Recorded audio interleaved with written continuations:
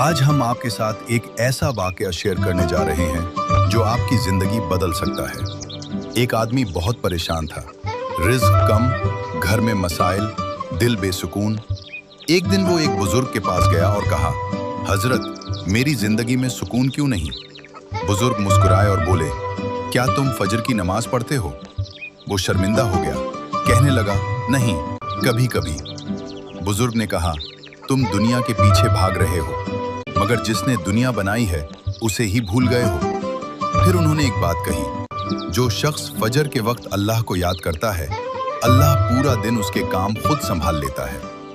वो आदमी अगले दिन फजर के लिए उठा, नमाज पढ़ी, दुआ मांगी और आहिस्ता आहिस्ता उसकी जिंदगी बदलने लगी। याद रखें, सुकून पैसों में नहीं, अल्लाह के करीब होने में है। आज से वादा करें, फजर नहीं छोड़ेंगे।